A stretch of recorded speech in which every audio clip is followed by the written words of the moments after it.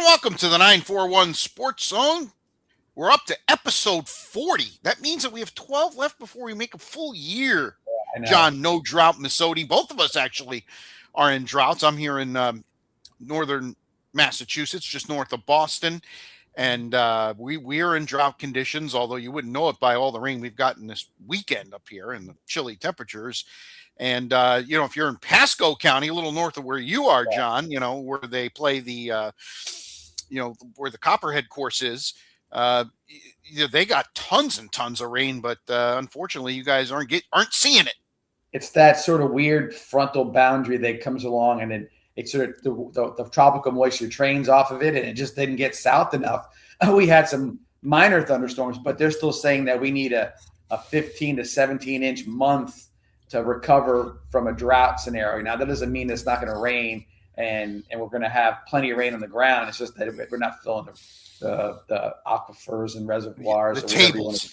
Yeah, the tables. So it's that kind of thing. So we had droughts are kind of an interesting thing in Florida because you get this massive amount of rain, 50 inches of rain a year, and you're in a drought. You're like, how did that happen? But it can. And I understand it's a lot to do with, those things, but rainy season has kicked in because that humidity kicked in. The love bugs are still hanging out. So that's always the precursor to summertime. I don't miss those at all, the damn love bugs. All right, the 941 Sports Zone brought to you by Mighty Dog Roofing of Southwest Florida, locally owned and nationally backed, delivering exceptional roofing for homes and businesses up and down the Gulf Coast. 941-251-4257, 941-251-4257. And we'll start in the 941 as the FHSAA baseball and softball tournaments. I know the baseball tournament, they've actually both wrapped up now.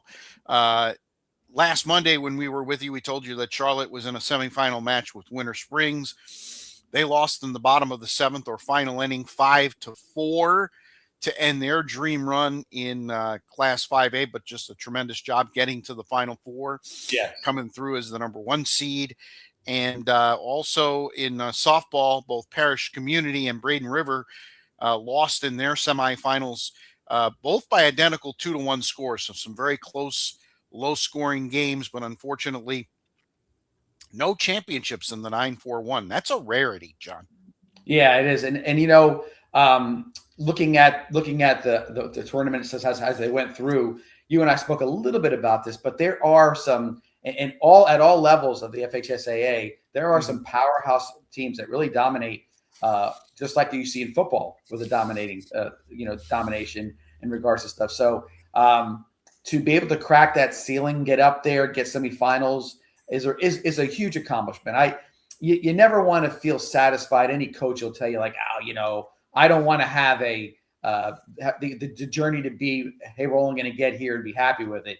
But to get to the semifinals of any type of classification in any sport is very noteworthy. And I think that that's why they give out regional trophies. That's why they do whatever, because it really is something to be proud of. You look back at certain things over the years and you say to yourself, okay, look at our history, and regional championships are a huge deal, and they don't come with the drop of a hat. They come with a lot of really good play, good coaching, and a great teamwork involved. Yeah, a couple of teams can actually say they lost the state champions. Obviously, Venice losing in the title game last week. Lemon Bay ended up losing to Jesuit, who just steamrolled through the tournament. Yep. In softball, 9-0. Oh my goodness! And in baseball, by the way, they did win baseball. Yeah, sorry, baseball is what I was actually talking about. Yeah, baseball. 9-0 Jesuit wins. So congratulations to all of our teams for a tremendous season. A lot of graduations going on in our area. And it's the end of high school sports for the summer at this point or thereabouts. Till July 24th, John. Yeah. So, but it's like you put a wrap on the 2025, 2026 seasons. And, I think probably in we'll have to do a retrospective at some point in time. Maybe grab Xavier from 7 and Channel 7 and down here and see if we can't do a little bit of perspective on what was accomplished. Because I can tell you, obviously, we represent the 941 with the name of our podcast, and there has been a real I would say this: it's no fluke anymore to see the 941 represented in throughout all sports and throughout from the 941. Look at Sarasota Sailors basketball. We talked about that. Football had multiple semifinalists this past year. So we go like Venice and Charlotte go into the semifinals as you know for baseball. And so there's a lot out there right now and individual champions, which I should keep more track of, but individual champion in different sports is track and field and swimming and everything else. So really, really, really doing a great job representing. And I think it's just the times, Rich, with local sports, more and more and more. And I don't want to say there was some sort of somebody initiated this or whatever, but you see a much more pride and energy put into athletics than you did in the past. Yep. Maybe it's one thing that triggers it, who knows, but I see it more and more. I see it from the administration as well, because administratively, sometimes you didn't get a lot of support. They just thought that was an extracurricular activity and everybody got a little exercise and that's what they cared about. But now you see a lot more emphasis on booster clubs and facilities. And you name it, all these different things that really sort of propel kids to want to do it. We're in a generation where we have a lot of kids that sit in front of computers like we're doing right now, right? Yeah, I have one of those. But the thing is, though, is Rich, is that you have to pique interest. Yes. It's generational. Somebody's always going to play a sport, or somebody's always going to want to do something different, music or whatever it may be. But to get the backing of the community and the administration, not only does it make it fun for them, but it's actually something that they feel proud to be doing. And I think that the pride into it, being put into it on all aspects, is we're seeing it from the 941 area really starting to grow and prosper, at least into the near future. No question. All right. And again, July 24th, we're going to keep drumming that date home. Yeah. Our high school football preview. I'm really looking forward to it. It's less than 2 months away now, as we speak today on Memorial Day. By the way, let's take a second on Memorial Day to thank those who made the ultimate sacrifice. I know a lot of you are going out and barbecuing and doing all that other good stuff, but the reason you can do that is because of people that did, and still are, with things going on over in the Middle East, making the ultimate sacrifice in our country. And I think over the years too, it's sort of become for those who are still with us and that are veterans or still serving in the military, is another opportunity to tip your cap to the young men and women who are still in the military and still doing the work that is sometimes not recognized enough. Not appreciated enough, John. Right. Not appreciated enough. We're watching things in our current environment with the Iran situation, the Strait of Hormuz, and all this different thing going on there. But there are people out there on those ships doing things. We always hear like, oh, we're not going to put boots on the ground. You don't think there's boots on the ground? I mean, Come on, seriously? Of course there is. And so those are the things that you recognize. And my family, I have my daughter, my brother, my niece, and my two nephews who have served, and some are still serving. And it's like I said, being around the environment, seeing the character of all the people that they are and they work with is amazing to me. So it's an opportunity again. Yes, the Memorial Day is really about those that have lost their lives, have given us, like I said, the ultimate sacrifice. But it's also an honor to turn around and say to my brother and to my daughter yesterday, thanks, thank you, and we really appreciate it. So it's a great holiday. It's appreciative that it happens, and that I do believe that most people in this country are fully backing what the military does, especially for what they when they see all the things that are happening around the world, and they realize, okay, this is something to be noted. Absolutely. All right, the 941 Sports Zone presented by Mighty Dog Roofing of Southwest Florida, 941-251-4257. Locally owned, nationally backed. Hurricane season starts next week. And there's a little something going to be stirring in the Gulf. You might have a little drop buster there in Florida. It looks like in the next couple Yeah, of they're weeks. So saying looks like this whole week. So again, fine enough. It's always a kickoff to this, to really get it going. And this is usually what it is. I've seen many a June, 1st of June, kind of 10 inches of rain, and then all of a sudden, Yep. the pattern changes, and we're back to the normal afternoon gully washers. Yep. All right. Really somber way to start the national look at what's going on. Felix Rosenqvist won the closest ever Indy 500 by 2/100ths of a second. And Daniel Suarez won the rain-shortened Coca-Cola 600 in Charlotte. And yet both drivers are going to have to live in the shadow of Kyle Busch, who died unexpectedly on Thursday at the age of 41. Was an absolute shocking turn of events. First, the family announcing early on Thursday that he was in the hospital with a very serious illness, and literally less than 8 hours later, he was gone. The family has released a statement saying it was severe pneumonia that turned into sepsis, and apparently this had been going on for a little bit. I guess after he won his truck race on the radio, he called for a doctor, and that was a couple of weeks ago. And unfortunately, things took a turn for the worst. It's my only Indy 500. Or not Indy 500, Daytona 500 that I ever went to in 2005. I was in the Busch pits as a guest.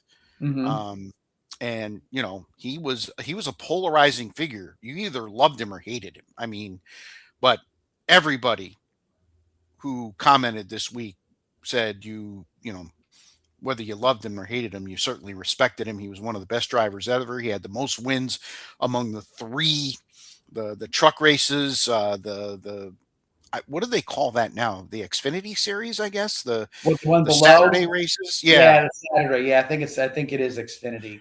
And then of course the Cup races. He had right. like 240 plus wins amongst the three of them.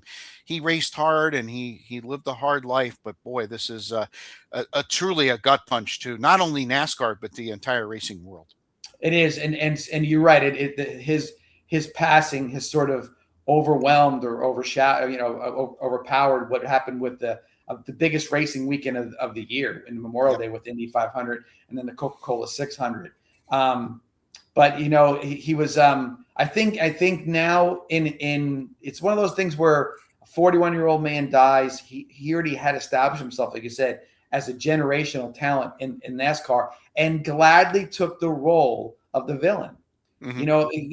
There has to be rivalries, right? There has to be, a lot of times people pick a car because it's a Chevy or a Ford or a Toyota, whatever you root for those guys, and it's just subsets of what you want to do.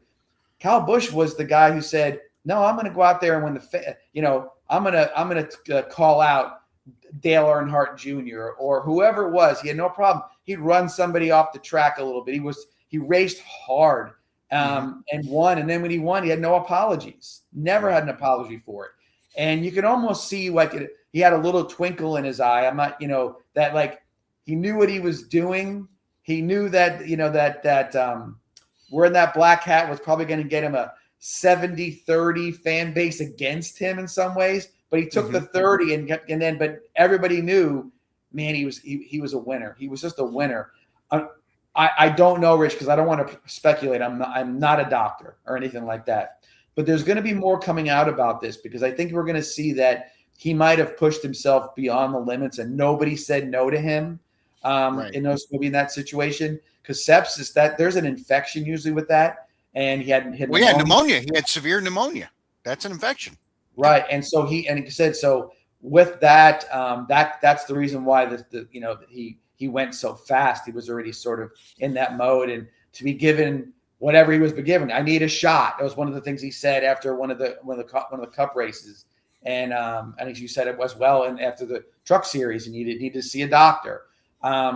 Somebody needed to pull him out of that car and get him in a hospital 6 weeks ago or 4 weeks ago. That just didn't come up, and so I don't know anything. I don't want to make any speculation, but this story is going to be around for a little bit, and I hope. his family and everybody are at peace with this, and that they're going to be okay. And I say family, but NASCAR is a family. Yes. We talk about how they travel. They travel like a carnival. They all go to the next place. They see each other all the time. That's why they do fight and do not like each other, because they're around each other all the time. And so there's a lot to that. His brother raced, and he kind of wore a black hat as well after a little while. Kurt Busch did. But again, it's a big loss. There aren't a lot of guys like Kyle Busch out there anymore. He really was an extension of the Dale Earnhardt era, in my opinion. He raced that way. He wasn't. He just wanted to race. He wasn't dropped in it with a helicopter, made the race, and then shipped back to wherever his compound was. He was in it. And so I think there's something to be said about that generational guy. I think he may be one of the last ones, if not the last one, who still had that you ain't racing, or you ain't rubbing if you ain't racing, or whatever you want to call it. He was that guy. So sad times. And they see his age, 41 years old, young son, 11 years old. He's already racing and stuff. A young daughter. It's just sad to see. So hopefully everybody takes a lesson from whatever happened with Kyle Busch, and he gets the kudos he gets, a tip of the cap, or tip of the black hat, we'll say, to him for what he did for NASCAR. Yeah, his daughter just 4 years old, son 11. You mentioned Brexton, the number 8 car, which is his car. As a matter of fact, the number was changed for the race yesterday. The backup driver, I think, was in the 33 car, if I'm not mistaken. Yes, 33. The number 8 car is going to be retired until Brexton is ready to take over. And from what all accounts that we hear, at 11, he's already climbing the ladder. Apparently, he's got the goods, which is that crazy at 11 years old. But he's got it in his blood, and he's going to carry on Daddy's tradition once he gets to be of legal driving age, if you will. It's great to see, man. Most kids don't have the access probably to do that like his son did. Yep. But when you see the drive and you see the sort of the DNA that goes into it, and you say maybe there'll be another one, because there are a lot of race car drivers. It's a family affair. You know what I mean? It's brothers and kids and everything else. Wives. Yeah. Right. Exactly. I go back, to kind of skip towards Indy in this whole thing. Mm-hmm. I go back to the Unser brothers, right? Oh yeah. Bobby and Al Unser. They were fighting to win races for years and years and years. And then you had the Andretti family was involved with all that stuff.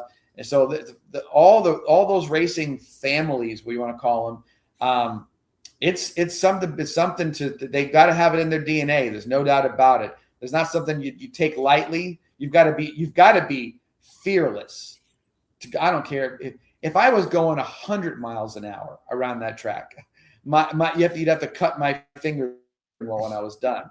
To go 200 and something miles an hour and be that close to each other and bumping each other and drafting. 3 wide. Yeah, it's just the move that Rosenquist, am I saying that right? Made at the end there, where the guy I was watching this morning, the guy he got ahead of was in tears, saying, "I don't know what else I can do. I was leading the Indianapolis 500. There was nothing you could do." Right. That's the worst place to be, is in front. You can't. He put a little fade move, or what do you want to call it? Juked him out and just got the draft off the slingshot, and he got ahead of him. And there's nothing you can do. When you're in that last lap and you're in the lead, you are. It's not a chance to win, especially in Indy. There's no chance. It's really hard to block, because that's not going to happen. Right. Where at NASCAR, maybe they would rub a little bit, maybe block a little bit more, but still, what a great race. And there's nothing to be ashamed about that. For that, I know the guys upset, but nothing to be ashamed from that situation. To be second like that. So we now move into the second half of the year, at least in the NASCAR, and also IndyCar. They didn't start until March when they started in St. Petersburg, so they still got quite a bit to go there. It'll be interesting to see how the rest of the year shakes out. Usually Daytona's, do they still do the it used to be called the Firecracker right around the 4th of Yeah, July. it's still on 4th of July weekend. Yeah.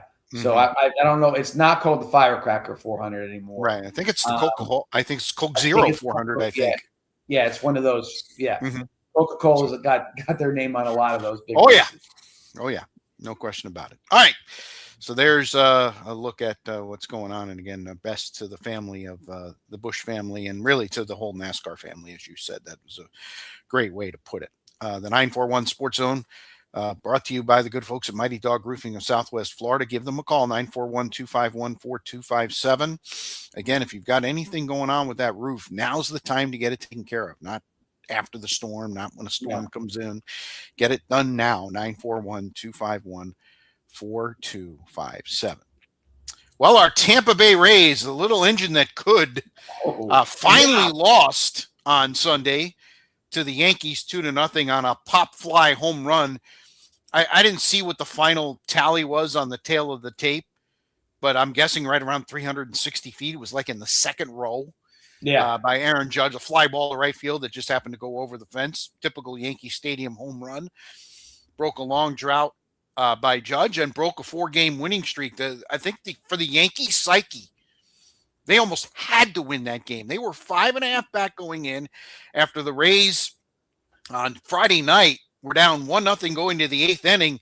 And then the Yankees' Achilles heel. It just seems like it shows up all the time, and it's not changing. If I'm a Yankees fan, the way they play baseball fundamentally, just you're not going to always get 3-run homers. And, the Rays do the things fundamentally, and they end up getting 4 runs on a chop and error, a line drive hit, a sacrifice fly.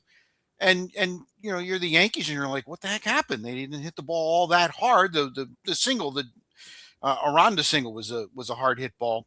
Yeah. But the Rays just do what they do.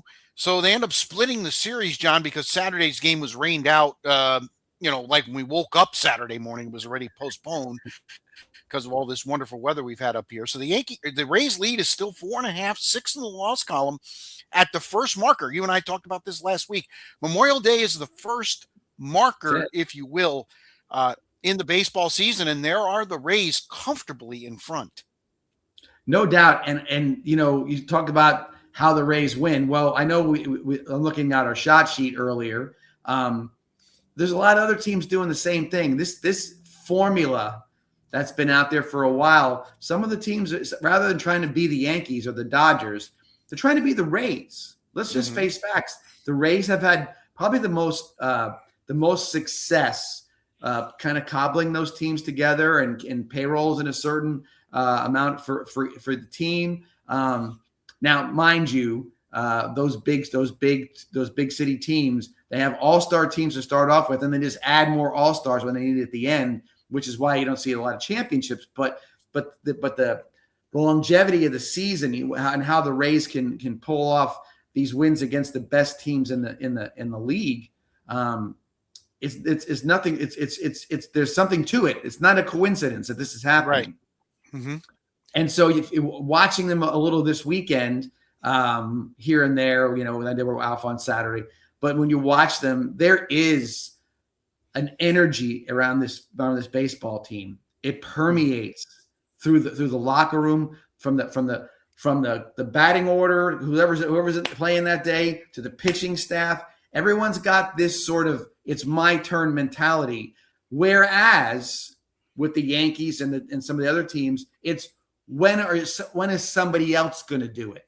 Right. When is Aaron Judge going to do it? Or when is the next guy, whoever it may be? They're waiting for that one person. And by the way, even in the highlight reel on the 4-letter network, you don't see a lot of that scrappy play. Guess what? Late in the game, he got out of his drought. Aaron Judge hit the 2-run homer. And Shohei Ohtani, he had his third hit in a 16-3 whatever route. Who cares? Yeah. Is that the reason they won? Because Ohtani had his third hit in the 8th inning? It doesn't make any sense. But that's what those are the hits. So you look at these big teams. Let's buy up the big guys. Let's get the marketing from it. Get the money from it. and we'll keep on adding those big names in there. And meanwhile, the season's going on, and where the entertainment value is watching the Rays, the A's, and the Guardians. Mm-hmm. That's where the entertainment value is, and you're watching some different baseball. So yeah, I'm surprised because I didn't expect to see this level of competence with the Rays. Mm-hmm. But it's not. It really shouldn't surprise us because it's been the norm. Maybe 10 years, Rich. Would you say maybe more? If you really 2008, started in 2008 with Joe Madden. It's almost 20 years now. Right. So you're seeing it, and that's why I say about you got a fan base here. You have an easy sell. Get the stadium done. Get everything else done, and then have success.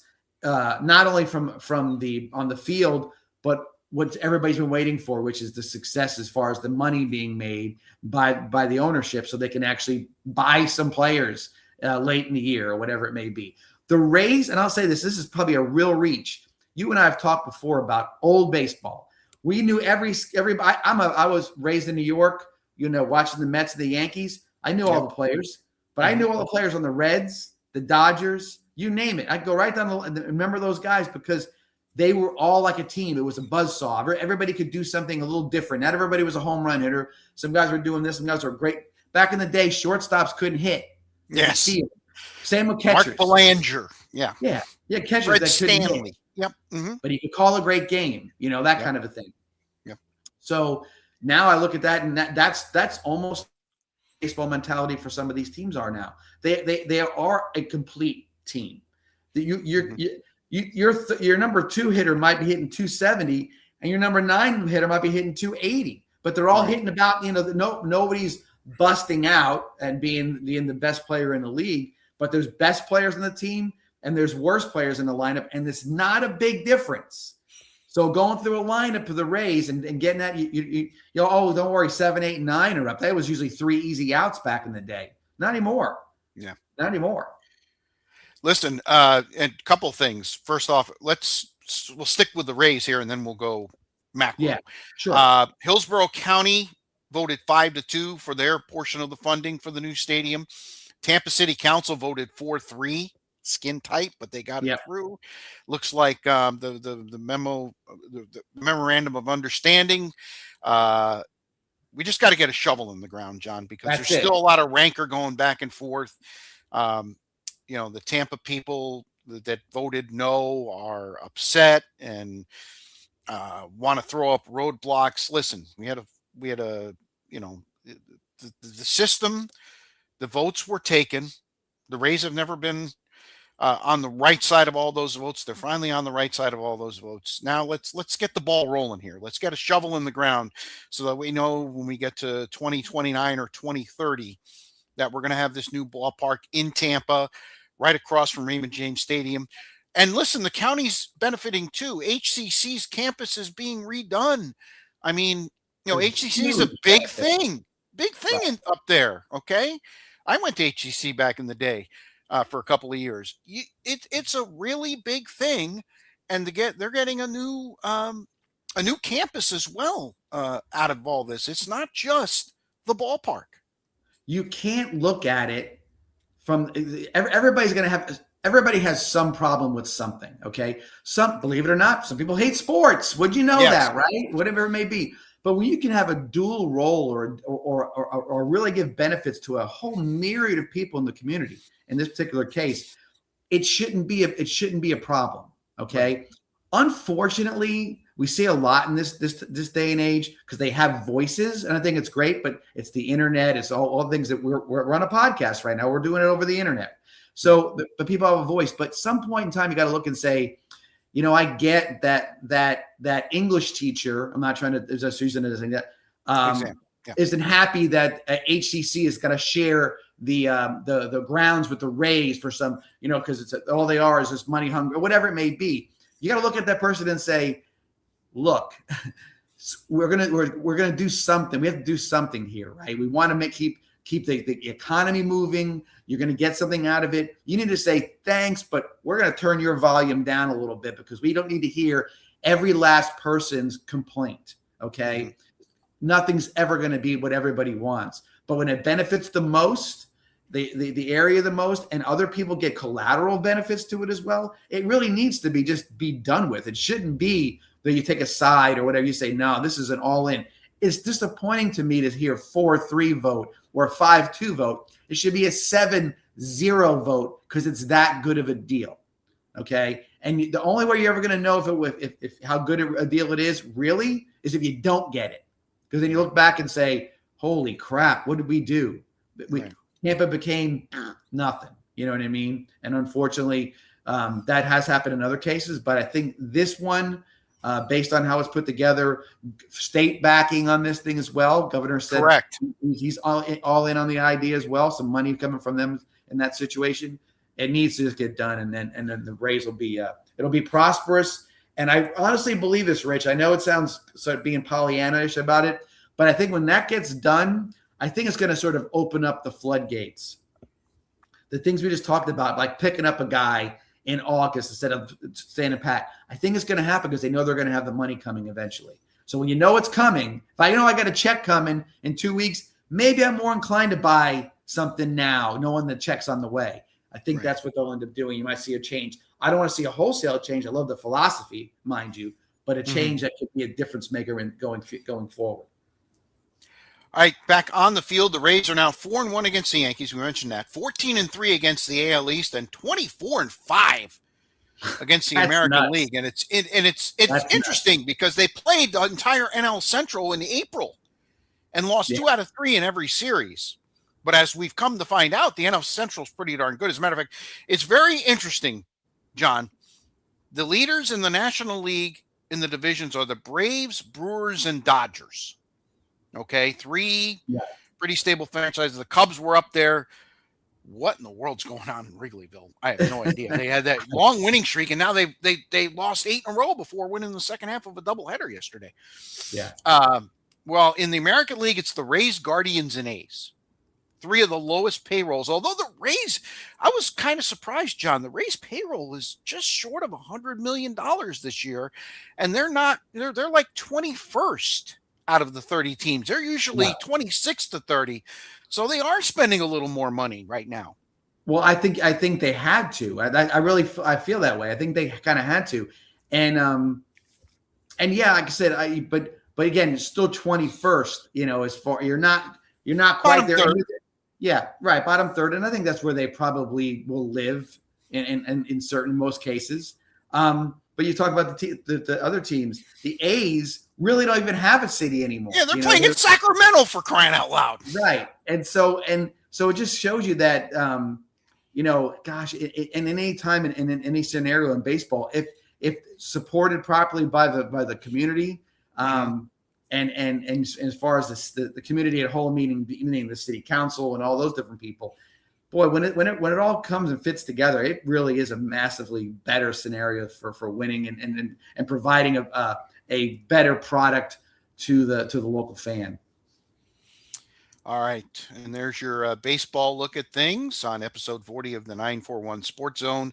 Again, brought to you by Mighty Dog Roofing of Southwest Florida, 941-251-4257. Get that roof taken care of before we get into the nuts and bolts of the real rainy season, 941-251-4257.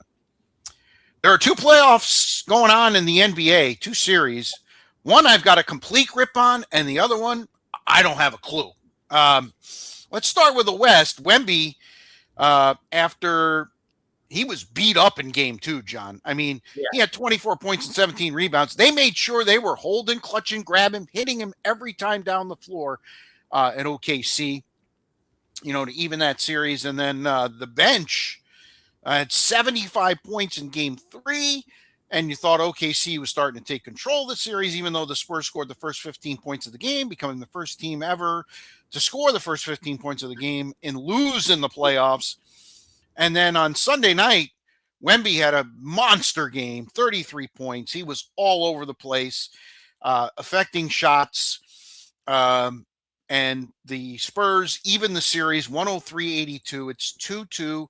Best of 3, OKC has home court advantage, and yet I can truly sit here today and say I would not be surprised which way this series went. Now, if you're OKC, John, you got to be a little concerned about SGA or your MVP. 5. Even though he scored 26 points in the win on Friday night, he was only 6 out of 17 from the field. And then Sunday night, he was only 6 out of 15 from the field. And he only scored, I think, 19 points. Didn't play the fourth quarter. Maybe that's tactical, but that's got to be a little concerning for OKC. I look at you said the two games. Interesting how they all played out. I'll start where you left off with SGA. I think his game is mid-range. It's a mid-range game, and Wemby is a mid-range killer. Yes, you see SGA, he'll come off a pick or a screen, and he'll come around and he wants a little elbow jumper, and there's a 7'5" guy standing there waiting on him. I think that of about 10 feet. Yeah, exactly. Yes. And I think that San Antonio's athletes, and I call them athletes, are superior to OKC's athletes. What I think is the difference, though, is that OKC's other guys are better basketball players than San Antonio's guys. I think athletically, San Antonio is stunning when you roll out Wemby with all those guys that are around him. I don't think they're a better basketball team than OKC. Now, can athleticism beat basketball? Sure, it can. In this day and age, that's what LeBron James did. LeBron James is the best athlete that's ever played in the NBA. Okay, I won't argue that at all. Not so that there's always this Jordan LeBron thing. I get that going back through it. But if you want to give best basketball player, you want to give it to Michael Jordan, but best athlete is LeBron. Yep. Size-wise, 6'9". He could play the point. He could run like a gazelle. So that's the difference. And I think that's the comparison I see with those two teams. Normally, the better basketball team will win out. But you're right. SGA's got to figure out a way to be more involved with the game. Even if his line is 18, 5, and 14 on the assist side, and Lou Dort and McCain and Wallace all go out and have an 18-point game, OKC will run San Antonio out of the building. I think if they can do that kind of thing, just a matter of making that. If it's a coaching scenario, getting to adapt to it, or does SGA himself say, you know what? Because of their athleticism, I can't excel as an MVP type of guy, but I can be the guy who can dish it out and let those guys win games. The 3-point line was very important too. Basically, OKC couldn't throw the ball in the ocean on Sunday night. They've got to hit their threes to keep Wemby honest. If not, he's just going to sit down there. And you're right. SGA is going to turn around and try to hit a 15-foot jumper, and he's got to go. You saw a couple of shots on Sunday night. They were high arcing, not the usual shots. And it wasn't just him. I mean, the only guy that was having success was Hartenstein, because he basically was just going to the rack and he was just being physical. Right. Everybody else was just kind of tiptoeing around. So this series has a lot of intrigue to me. The OKC only scoring 82 points. First time they scored under 100 since before Valentine's Day. I think it was February 12th. Yeah. I mean, they were completely out of sorts on Sunday night. And it's not that the Spurs played a great game. I think they were only 25% from three. But the fact of the matter is they kept lobbing the ball to Wemby and lobbing the ball to his backup, and they were making enough shots to keep OKC at arm's length. Yeah, they overwhelmed them. There was an overwhelming win, and that could be scary if you're OKC. But you say, "Oh my gosh, we're winning some games. We're winning them this way." But they can overwhelm us. Their potential is a much higher ceiling than OKC's. I think OKC is playing at that level. The scary part about OKC is they got the 12th overall pick and the 17th overall pick in the draft coming up. So they can look around and say, well, we need a guy that can be more, athletic or whatever, and they can go out and get him if they want to. Right. So they really their upside is ridiculous. Both these teams' upside is ridiculous.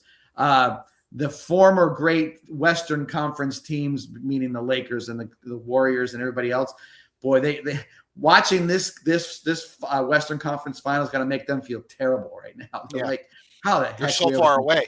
They're so far away. I mean, the Lakers were the. Yeah. Go ahead.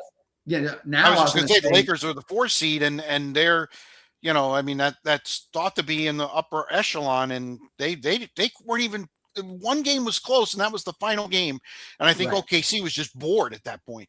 Yeah, there's like I say, for them it seems like there's no chance. But then you go back now. I know you're going to flip there eventually, but I'll do it for you now. Eastern Conference. Yeah. It looks to me like the Cavaliers, who have good players, they have a team that can play very, very well. Just haven't really figured out how to have James Harden and Donovan Mitchell on the same page, so to speak. It's just very disjointed. And the Knicks, this is where the run the Knicks made last year is really paying off for them now. They know their roles. That's that team they're basically the same team they were last year, but they're just doing it better and better and better. And Brunson he's the MVP of everything right now. I mean, I know Wemby what he's doing is spectacular, but in regards to what Brunson brings to the Knicks, in regards to ball handling, clutch shooting, listen, his game is, I don't know if it's undefensible, but you look at him and he can spot up, hit a three. He can go to the rack and hit layups that aren't even layups. They're like long, weird bank shots. Mm-hmm. He can dish the ball when he needs to. Man, he's got the total game going right now. And be honest with you, I would never have said this before the playoffs started, but if the Knicks sweep the Cavaliers or they go out in 5 or whatever happens, and they get the rest, boy, the beat up team coming out of the Western Conference facing a very, very, very savvy veteran at their peak type of team. Rested. It would be a hell of a series where I know the Western Conference team would probably be favored, but I don't think they would be the favorite.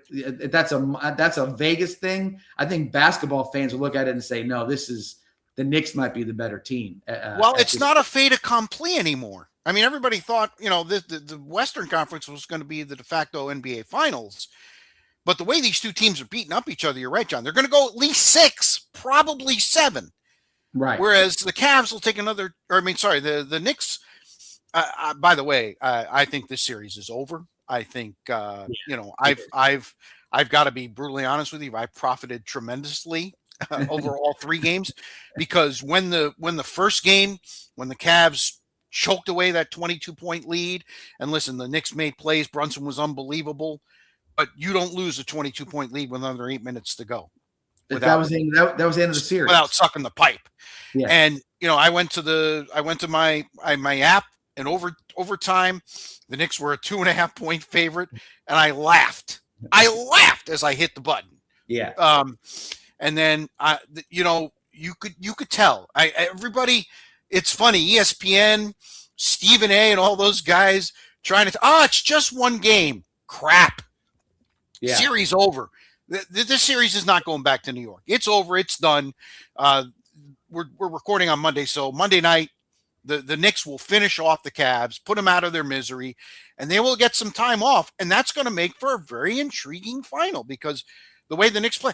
Brunson, let's look at Brunson's last game. He had 30 points. He didn't hit a 3. Okay? Right. Not 1 3. And he ended up with 30 points and a bushel basket of assists.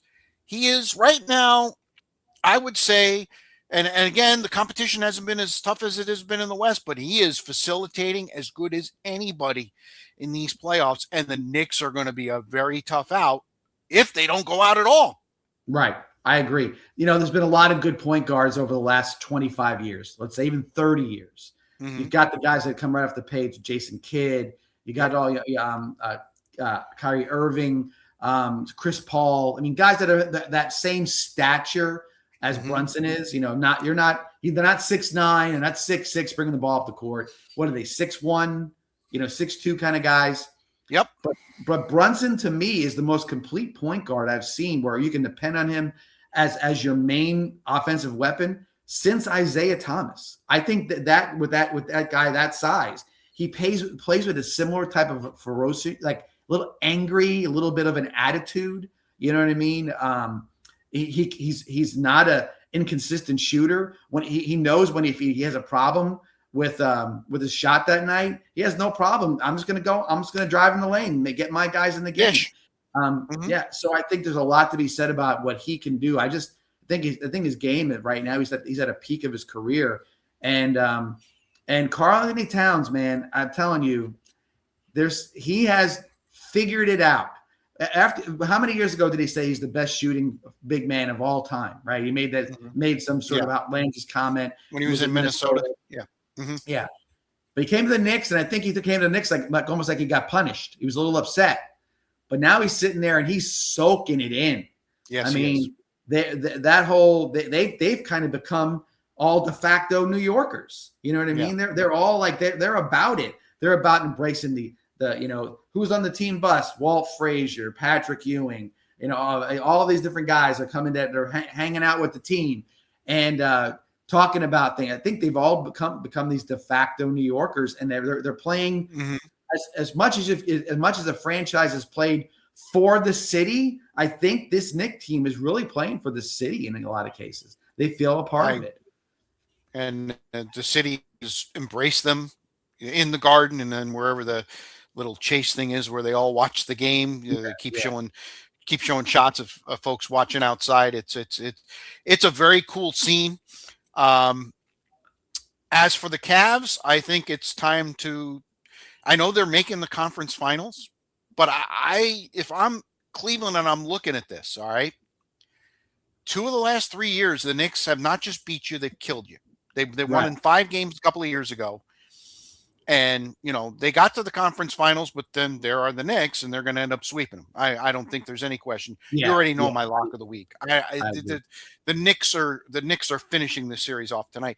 If you're the Cavs, I know this sounds terrible. It's very similar to what the Knicks went through last year. You talk about Karl Anthony Towns. There's no one happier that they got rid of Tibbs than Karl Anthony Towns, because Tibbs was in his shorts because he wouldn't play enough defense. And Mike Brown. Listen, I'm not the biggest Mike Brown fan at all. Again, he coached the Cavs, so I know a little bit about him. But you know what? I think he's perfect for this team right now. I really do. And he has the pulse of this team, and I think he's kind of gotten out of the way. Now, he might have to coach in the next series, depending on who's there. But to this point, I think so. Saying they blew out Tibbs even though they made the Eastern Conference Finals. I think the Cavs have to think about doing a roster makeover, because I don't think they're tough enough. I agree. Donovan Mitchell, for all the good he's done, he's hurt every year in the playoffs. He's a guy smallish in stature. There've been and Kenny Atkinson. I don't know what planet this guy's living on. I don't know if you saw the comments he made. They just played him again on. First take as we record. He's saying the club has won 2 of the first 3 games analytically. What series is he watching? What series is he watching? And if he's that caught up in the analytics, get him out of there too. Right. You got to think that the Cavs, the players themselves, are hearing that and they're saying, we don't need excuses. We don't need that shit. It's not something we want to do, And so he's really sort of. I get it. It's sometimes with these coaches, they put them in front of a microphone, and they're not the most savvy media guys out there, and they say things because they're trying to protect themselves or their players or whatever it may be, and it just sounds foolish. Yeah. It sounds foolish. Like the Bill Belichick method of being handling a press conference. Monotone, whatever his spiel was. He never gave you much. He never went on to Cincinnati. Right. And just kind of did that stuff. And there's better ways to deliver that kind of a message. But he doesn't, it needs to stay in the locker room because he sounds like an idiot. His players sound more realistic and more, I guess, knowledgeable than he does. Yeah. When they're on the mic, you hear them talking and saying, yeah, we did blow that 22-point lead. We did do this. We did do that. We understand that. But we're going to go win one game and get it to 3-1, and then we're off. Then that's all we're going to – has to be one game. And their coaches over there talking about analytics. They're talking about let's go win the next He game. won 2 of the first 3 games analytically. Games are done. That's what you talk about at the beginning of next season. Yeah. You say, hey guys, we did the analytics and we figured out that this, and this. So we're going to work hard on this. Not in the midst of a bloodbath that you're trying to save your reputation. You don't do it. Makes you sound weak. Yeah. No, totally 100%. And I'm an analytics guy. Okay. That's my thing. I love that. I'm just curious because they've lost all 3 games by double digits. Now, game 1, you can say analytically they might have won and they just choked it down the stretch. But games 2 and which game is he talking about that they in games 2 and 3 that they analytically won? Game 2, it was a close game at halftime. They go on an 18-0 run. Game over. Game 3, they kill them in the first quarter. Game over. Which game is he watching? But that's the point, Rich. That's what you say about analytics. Analytics are not excuses. The analytics are meant to get better for the next one. Hey, we did this or maybe we did that, whatever. We're doing something good. You can kind of figure out where maybe you're making some mistakes here and there. It's not as an excuse. It's used as a tool to make sure you're getting better inside of a game or a game you're playing at that moment.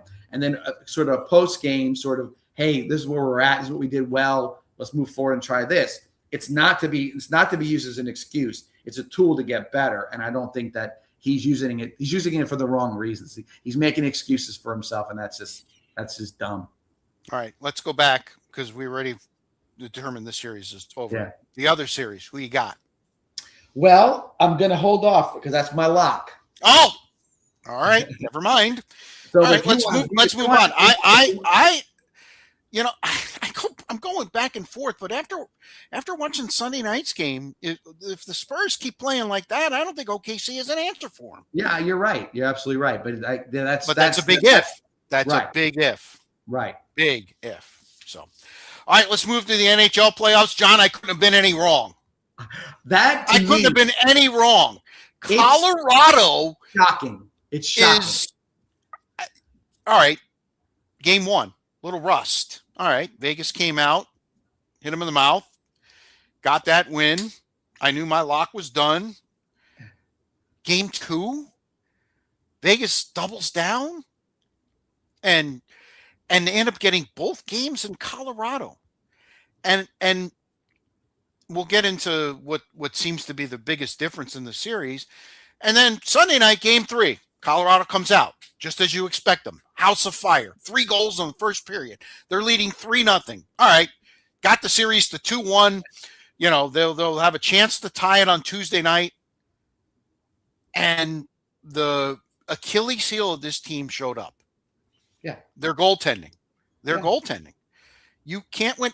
Edmonton couldn't win the last couple of years with their goaltending. They couldn't beat the Panthers. And it certainly appears that Colorado's goaltending, they're playing some guy that he wasn't even the starter in the regular season. They're grasping for straws, John. It doesn't help that Cale Makar was hurt. He couldn't play the first 2 games. And now McKinnon's hurt. And how hurt he is, he'll play Tuesday night. I'm almost certain of that. But you watch him at the end of that game last night, he was half the player, not even, of who he was. And unfortunately, I don't see any way Colorado gets close to getting back into the series. And when I say gets close, means takes games 4 and 5. Yeah. So I'll tell you this. So what's bugging me this week could have been what I'm going to say right now. I didn't have enough energy to put into this, but it is this. Colorado losing and having their best player. They're already talking about him being best ever defenseman kind of numbers he's putting up. And he's in that hockey mystery thing called lower leg or that whatever the situation is. He'll know when he's ready to play is what I heard the quote. Okay. Well, it's too late for that. It's over. Why bring this guy back at all? If he couldn't play in game 1 or game 2 or game 3, okay. Well, and everybody played in game 3. He did play in game 3. Yeah, he did play in game 3. Yep. Yeah, but cryptically is how this has been going on and by the way, it's not just here, it's other players. Everything now is we're not telling you what it is. NBA, NHL, even football, which has been for years, that was a no. You better not lie about that injury report because they knew that there was money involved, and if they didn't make the Vegas people happy, that was the end of it. But all this mystery surrounding different injuries. Tom Brady had a mystery injury back in the day, and everybody else. This is sort of becoming to a fan of all sports, becoming unsettled. Who's making the decisions on the players? Is it now that they take it's their own decision, their own handlers, their own people that are making decision? Is it the team?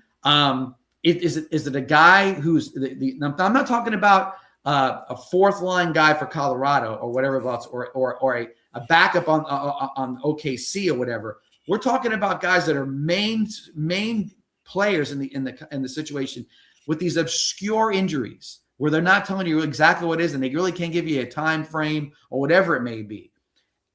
I have a problem with it. I have a problem with it because you don't get to these. It's been as long as hockey has been around, yeah. But you look at it and it's like you're now seeing it's almost becoming like Victor Hedman. He had to go on a mental. It was a mental thing with him. Okay, but am I being mean to somebody to say that you're taking a mental break right now? You know what I'm saying? And I get it. I mean, I'm not trying to be, but you see a lot of this happening now with certain players that are like, man, I'm not feeling it right now. What are the guys in the locker room thinking when that's happening?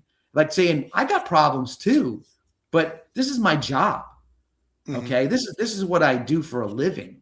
Okay. And now it's we're reaching the peak. We're at the most crucial time of the year where you're in the playoffs and you're getting sort of these obscure, like, oh, your best player may or may not play. He'll know kind of thing.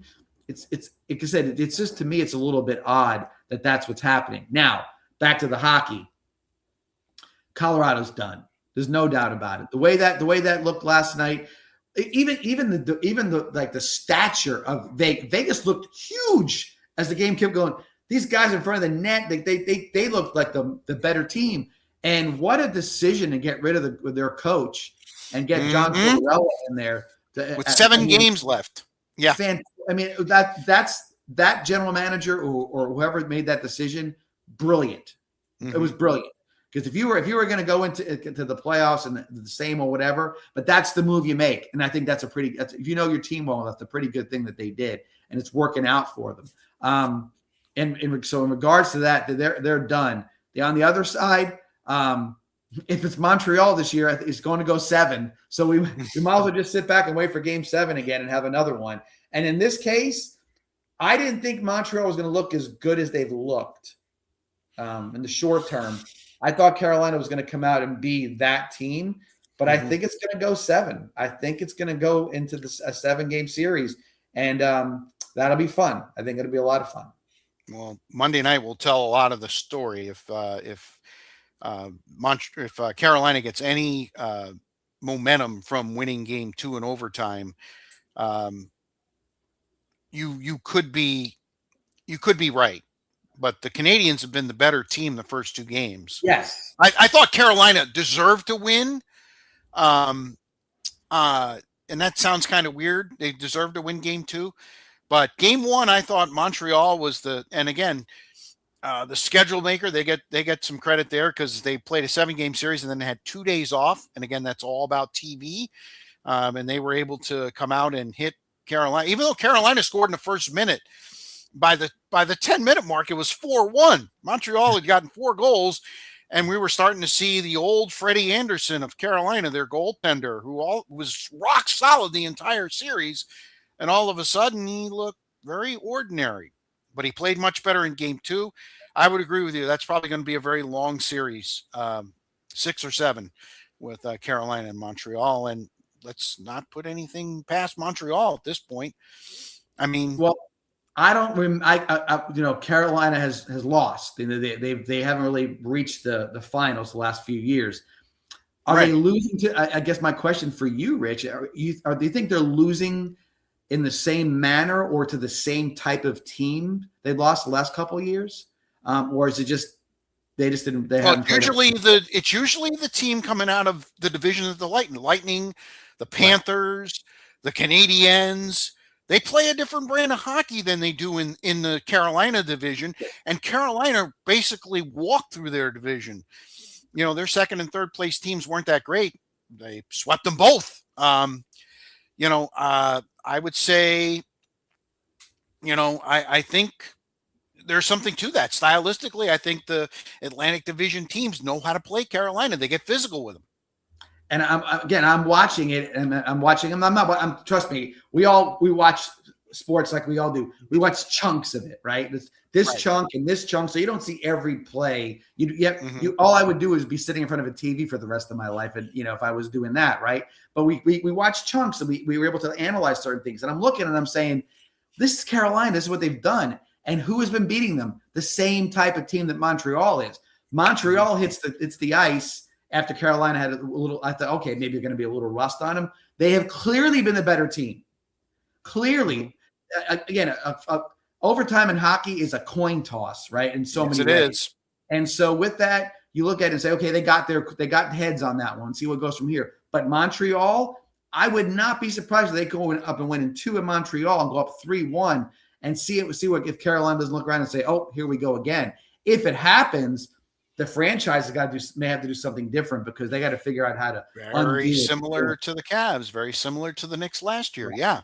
Right. Yeah. Is very similar to Dallas. Dallas was the team in the West, get to the conference final every year, and they ended up blowing out their coach. And people are like, what the hell are they doing? Well, that wasn't good enough. Now, they went out in the first round this year.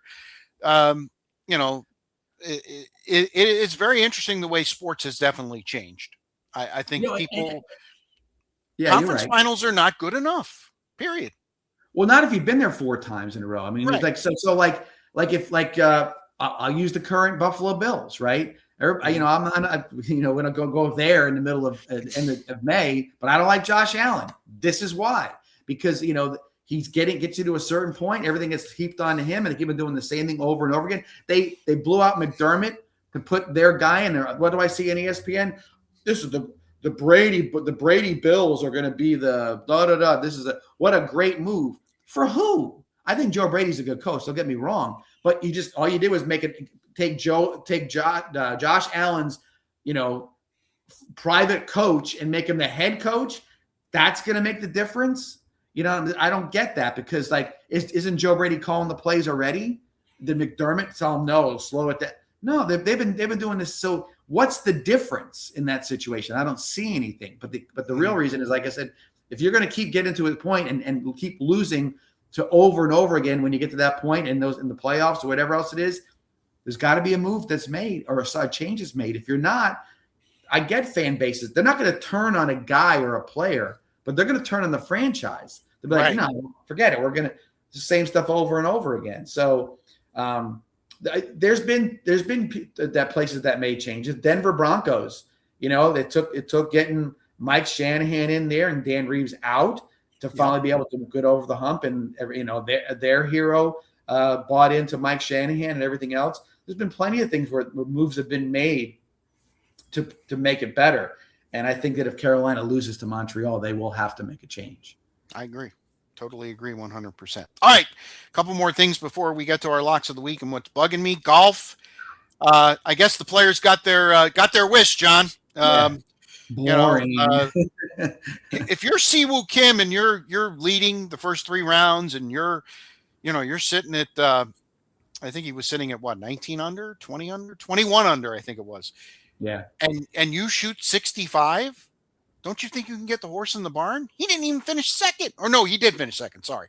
He finished second, but three here are the best rounds each day. 61, 60, 60, 60.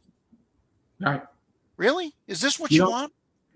Again, and that's what look. What I think should have happened at the end of that end of the tournament, the last hole should have had a windmill where the ball was, and it could have gone through there.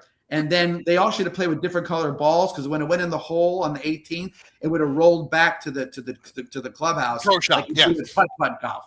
You don't turn it in; it rolls back to where it needs to go to because that's what it was. That's what it was. And so and again, I mean, not every tournament, everything is the same, but this is sort of what happens when you start taking. I'm going to use two examples.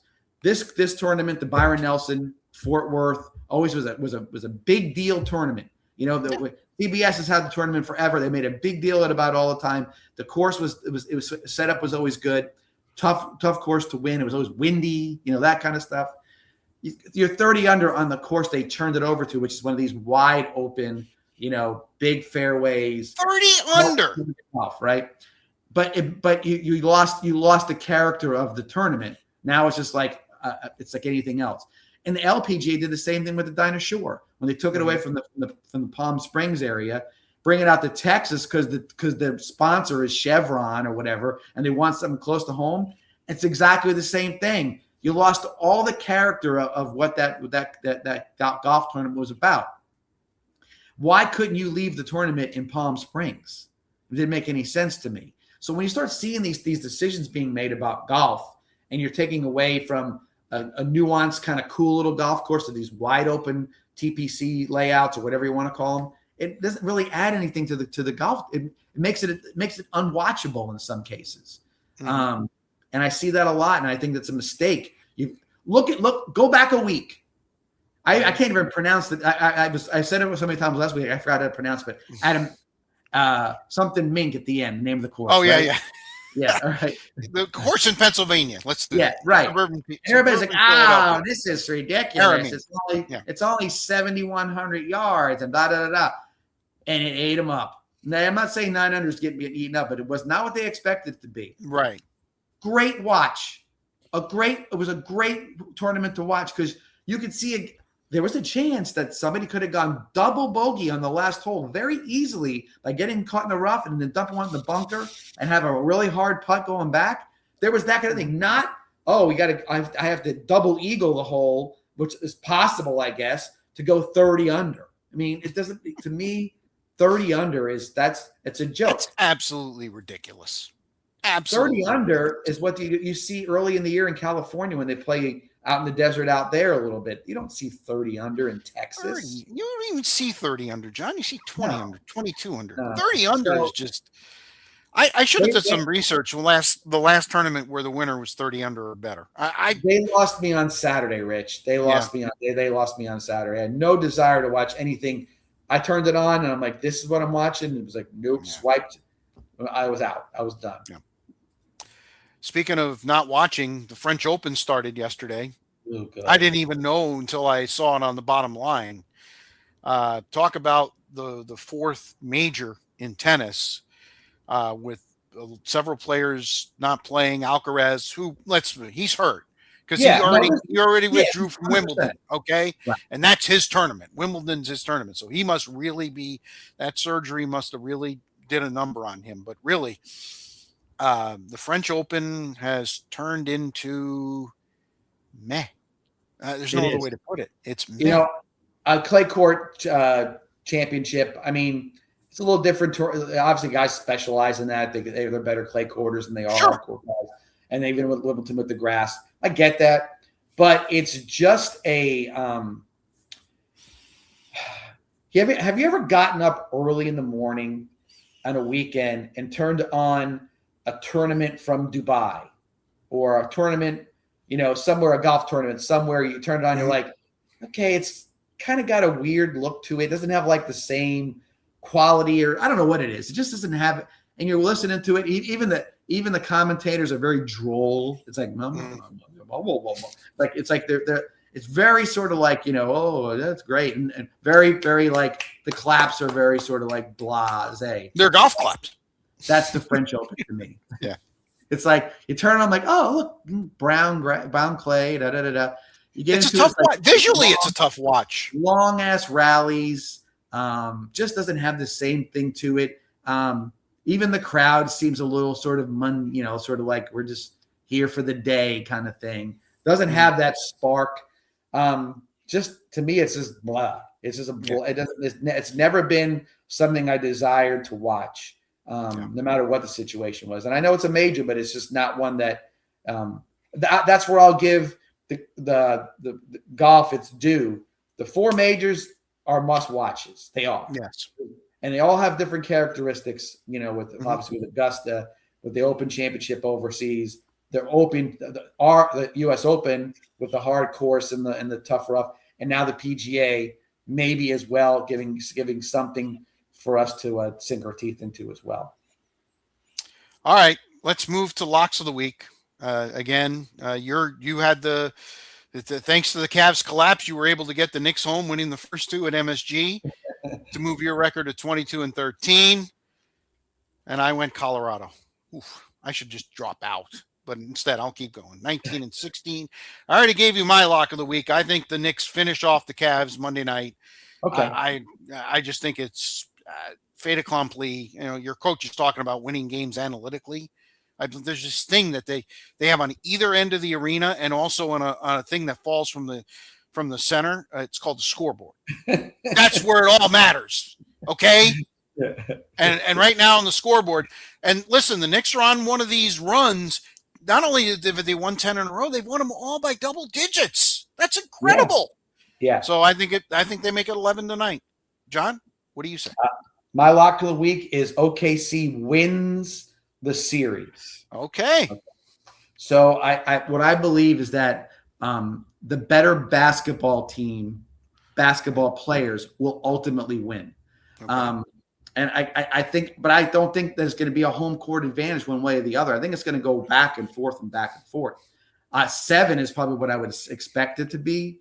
But it's going to come down to the better basketball players. I think SGA is smart enough to figure out how to get his guys involved. And you're right, Rich. They have to hit 3-pointers. Okay. Now, yes. That says, well, that's easier said than done. Well, right.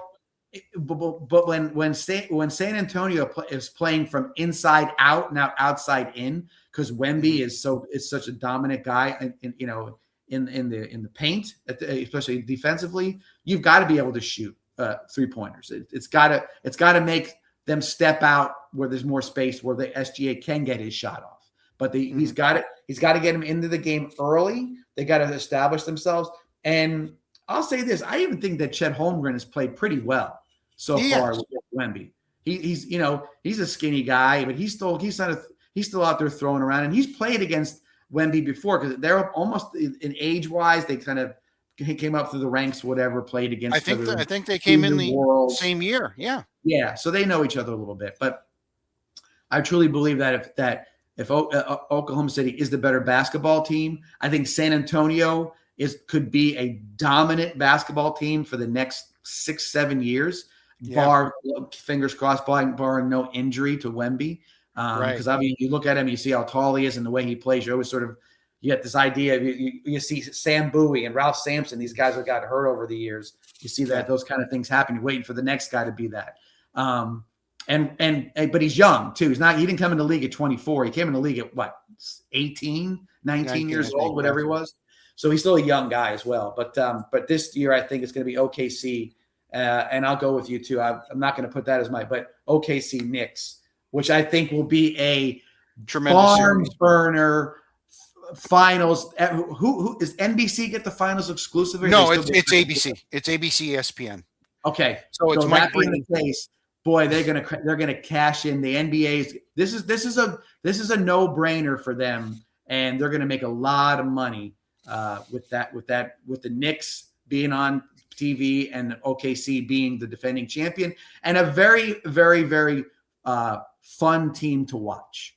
They are a fun team to watch. So that the entertainment value is going to be off the charts. I think they're going to do, if that's the way it goes, the numbers will be off the charts good. And by the way, if it is San Antonio, Wemby's going to bring a lot of eyes to the prize. I was going to say I think they win either way. Right. Because it's funny too. Everybody, all the conspiracy theorists are coming out this year.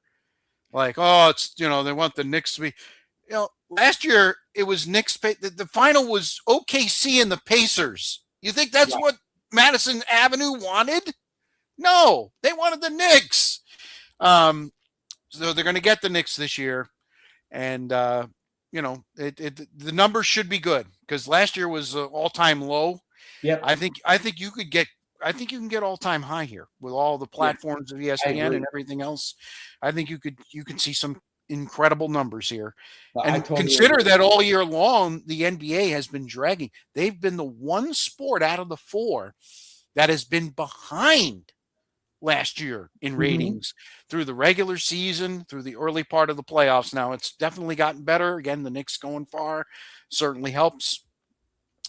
So they definitely need this shot in the arm. They got that $76 billion 11-year contract that they're Yeah. trying to take care of. All right, Yeah. time for what's bugging me. You've kind of teased it a little bit, so I'll let you go ahead first. Well, what's bugging me is I've sort of feel like there's a lot of little things in this week that he's like, oh, that could be my what's bugging me, or that could be what's bothering me here and there. But Mm-hmm. so I said, what pissed you off or annoyed you the most? Right now, college baseball and college softball are out there. It's getting great coverage, and the coverage has been fantastic. ESPN having all those channels, they can pop you over to ESPN News while somebody else's game is still going on. Yep. Yeah. And so you've got, you've got some very high level play out there as well. But what I can't stand, and I know I feel like I've said this before, but it just needed to be said now because it's kind of hot. I am so sick and tired of the showboating and the bat flipping and everything else goes on in both, not only college softball, but in college baseball. It's ridiculous. Girl, I was watching the game the other night and hey, Arizona State's playing Texas. And I'm thinking, okay, what an upset if Arizona State could beat Texas. They're the number 2 team in the country.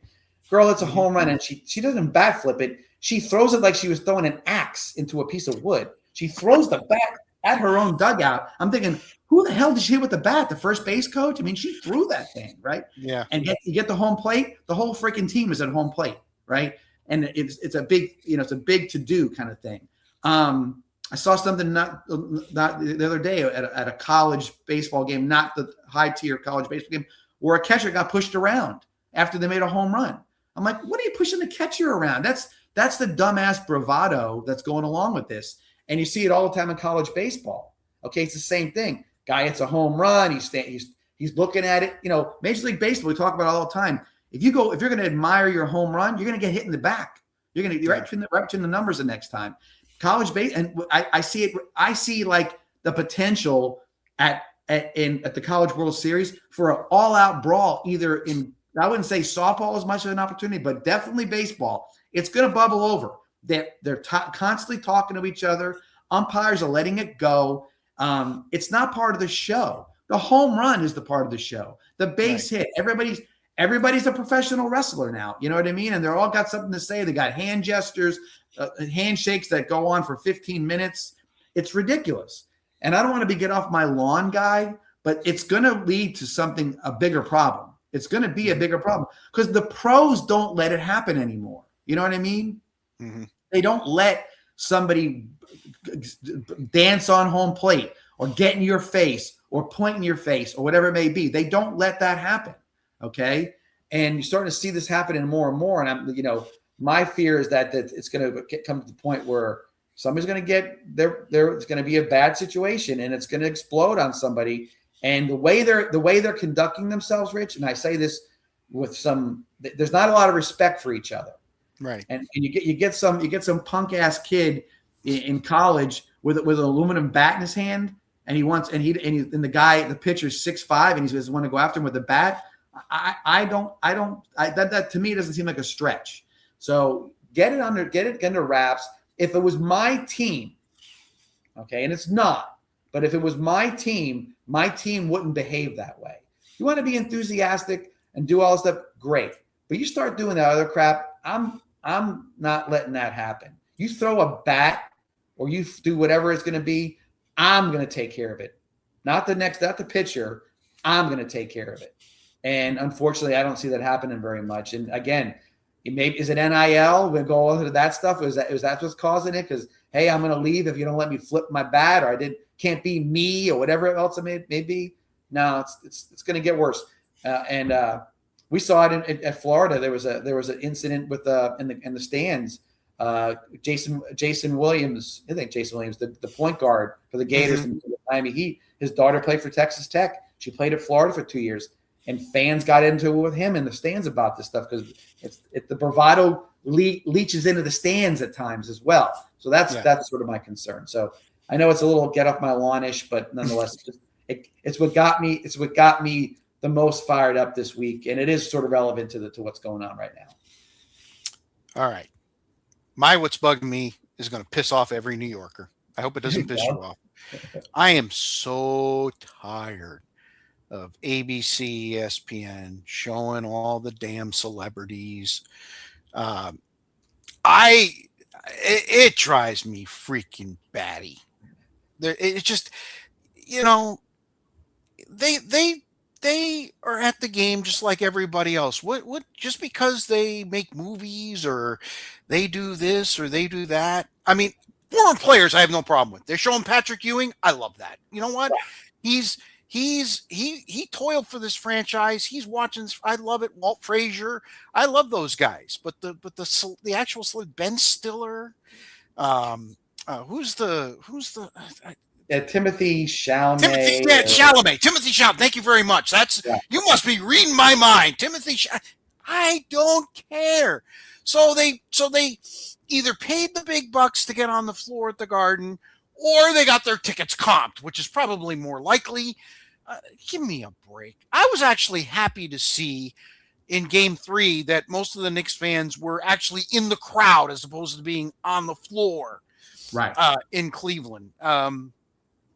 And I'm sure they went up to a lot of Cavs fans who normally have those seats, and they're like, no. I don't care how much money you're going to give me. I'm going to stay on the floor.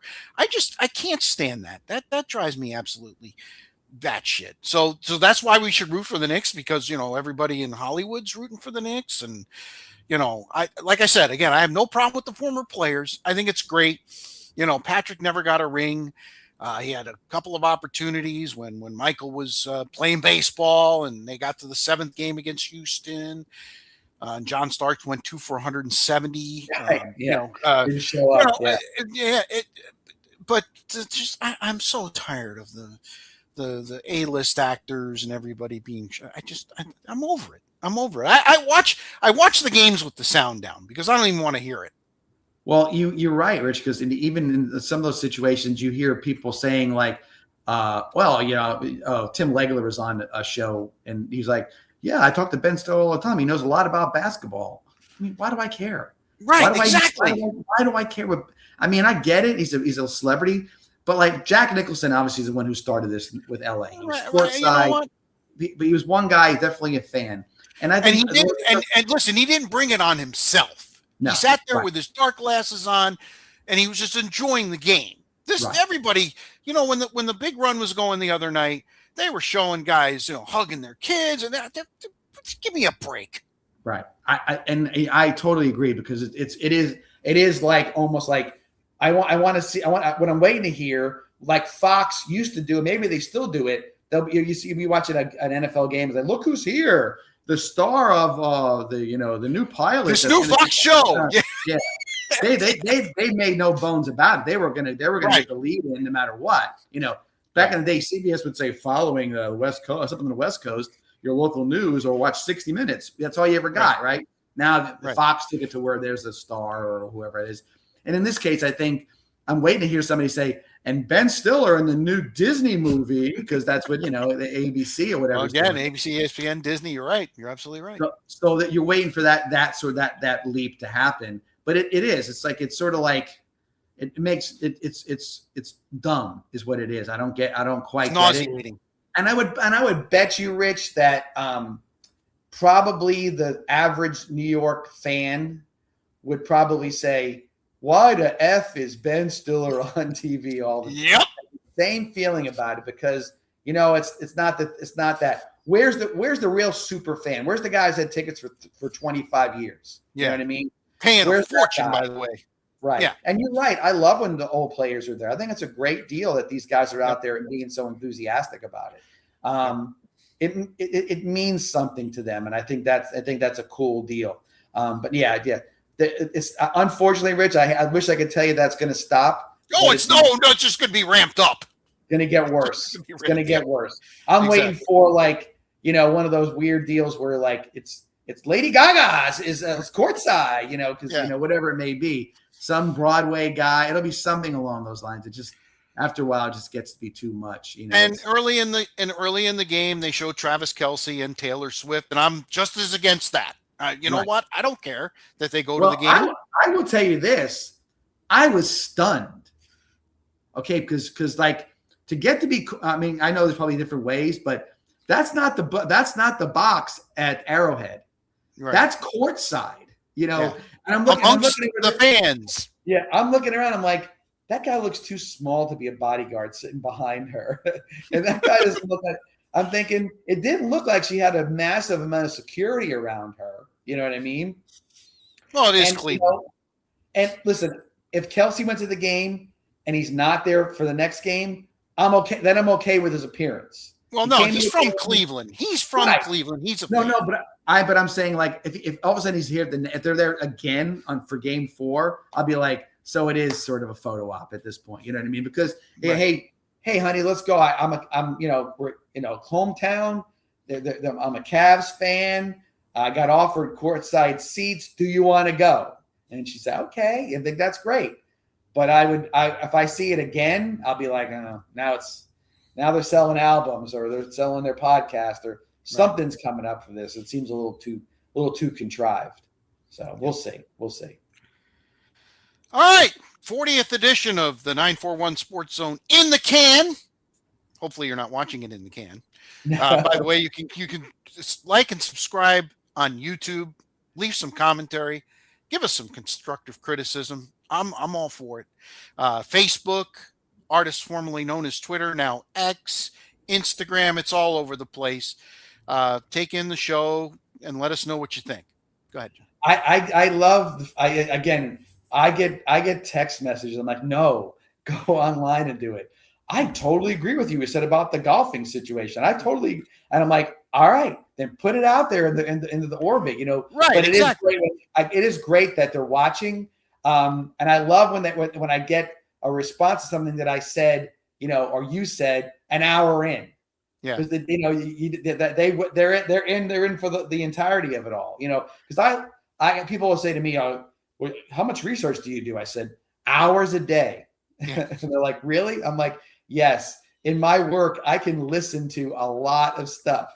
Yep. I listen to stuff all day. So it's not that I have to go lock myself in a room, but in the same token, I know a lot of people have the same thing. They can listen to stuff at their desk. They put stuff on. So I think that's where our podcast and podcasting in general finds its fan base, because you can sit down and sort of listen to the podcast and hear certain things, and you can catch back up when you have to get up to go to the bathroom or whatever it may be, right? So I like that. So yeah, so it's fun when I get responses about things, and it's usually not what I would expect it to be. Like, oh, you should have went into more about the Venice game or this or that. It's like, no, they listen to some golf comment I had or you had or whatever it may be. So it's kind of fun. One more reminder: July 24th. We'll have more information in the coming weeks of exactly where we'll be, but we're looking forward to it. What is this, John? Is this 3 or 4 years in a row now? 4. 4. So okay. I will tell you that I can make the announcement today. Oh, okay. We'll be at Carroll GMC Buick, like it has been the last 3 years, 2 years, I should say. That'll be the site. Waiting now just in regards to a few things, but everybody who was on the panel last year has committed to it all. So we'll have a familiar faces with yourself being there as well. All the commitments are being made, and now it's the last piece of the puzzle that everybody would care about. It's not our side of things, but is that we're trying to make sure we can get all of the media, the print. The print media, where you're having all the guys that'll be there, the on threes and the rivals and whatnot, to be there as well, along with Matt Geller, who's also committed to it as well. So we're rolling now. We're there in that spot. There's some fine tuning. It is a production. It's going to be a 8-hour plus scenario. Francis is in from Vibrant Aspect Media as well. So we're happy to have him back on board to do it as well. But there is other little nuancy things that we have there in regards to the actual functioning of the day that still need to be ironed out. But with 2 months left to go, technically, I'm feeling pretty comfortable that it'll be the best version of the Suncoast Football Media Day. Or I always say, or whatever we're going to call it this year. Yes. So it's the 4th annual version of it. I think it'll be really good. And again, with the coaches in particular, obviously you don't want to invite them too early because you have to call them again, but you got to put the invites out here shortly. They've been very enthusiastic about it as well. So I think that's another positive. And we have more teams. Welland Park is in the mix now. New schools, the one in Charlotte County. Help me out here. Oh, Babcock. Babcock Ranch, right? Babcock Ranch. Hopefully we'll get some more that weren't able to make it from Sarasota and Manatee. Again, it's a lot of fun. It's a long day, but it is a lot of fun. And again, we're expecting another big year in the 941 from our area football teams, and I will say we look forward to doing it for you. Yeah, there's been different years, but I'll say this right now: the caliber of athlete that's coming out of this area right now, 4-star, even 5 stars, that have made some commitments and doing some things. And I'm talking from Charlotte County to Manatee County. Always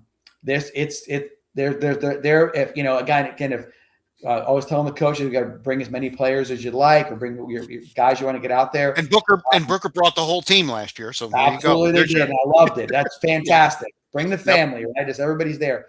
But I think that you're going to see some guys that are going to get they're getting national exposure, and with recruiting and stuff like that. So there'll be a lot to be said about that. So we'll see how that goes. But looking forward to it.